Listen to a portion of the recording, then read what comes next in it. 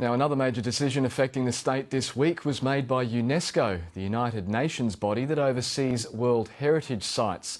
It's worried about development near the Great Barrier Reef.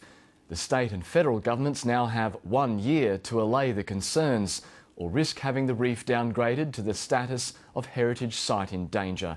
Highly unusual for a first world nation. I spoke to Queensland's Environment Minister Andrew Powell earlier today. Minister, we hear a lot about the value of the AAA credit rating, but what would you do? Would you do anything to stop UNESCO listing the reef as a heritage site in danger? Look, without doubt, the Great Barrier Reef is one of the natural wonders of the world. It's one of the most amazing icons of not only our nation, but particularly our state. We, the Newman government, I as the Minister for Environment, are committed to ensuring that it continues to be protected, continues to be managed as that wonder of the world, and continues to be seen worldwide for what it is. What impact would it have on Queensland if UNESCO in a year's time was to declare it a site in danger in terms of tourist dollars, in terms of the economy? Look, I am very confident that in 12 months' time UNESCO will be making a positive announcement regarding the Great Barrier Reef World Heritage Area. We, as a state government, working in partnership with the federal government, have acknowledged the recommendations of UNESCO and are working to deliver on those recommendations. The World Heritage Committee doesn't want any new port developments outside the existing zones, yet the Deputy Premier only last October was pointing to Balaclava Island and Port Alma, also Dudgeon Point as another possibility for future development sites. They're outside the current zones, aren't they? Last October, the Newman government put out a draft port strategy for consultation. In that, we made it very clear that it was our suggestion, based on UNESCO's recommendation, that expansion within ports in the reef catchment should occur within existing port limits for the next decade. The committee is also worried about boosting development within the existing port boundaries and also expanding the existing port boundaries. For instance, at Abbot Point, it only exports a capacity of 50 million tonnes, and yet that could go up by sixfold in less than 7 years. Look, some of those figures are the alarmist and hysterical claims of extreme green groups, and also based on some ludicrous plans that the previous Labor government had for Abbot Point. Their multi-cargo facility was outrageous, not only in terms of the impact it would have had on the environment, but also economically. It was simply not sustainable. One of the first things we did as the Newman government was to throw those plans out.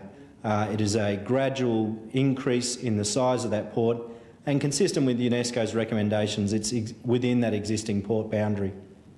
But there are 43 proposed developments that are on your books that are in that area. So will any of those be halted? Look, UNESCO keeps referring to these 43 projects. One of those continues to be that project that I spoke of, Abbot Point, that we've shelved, that we have a much more environmentally and economically sustainable development in instead. What we're often being referred to are these claims by the extreme green groups that don't factor in the many changes that we, the Newman government, have put in place to ensure the reef is continued to be protected and managed well into the future. But there's no point in complaining about the green groups if it's going to be the World Heritage Committee that declares the reef that you're the custodian of in danger, is it? Which again is why we want to ensure that UNESCO is getting the full picture, is getting all of the information regarding the work that we are doing, the work we are committed to doing to ensure the reef is continued to be the natural wonder that it is. Now, today it appears that there is a leak in Gladstone Harbour of dredge spoil into the water there that's supposed to be held behind a bund. What can you tell us about that? Look, I need to clarify what has occurred is a small leak at the discharge point of that bund wall. What happens is dredge spoil is put behind the bund wall. As the spoil settles, the water that was contained in that spoil is gradually discharged. That is monitored, and it is done so in appropriate rates. Some of the boards that were placed at that discharge rotted, and a small amount leaked. Those boards have been repaired. My department has been advised.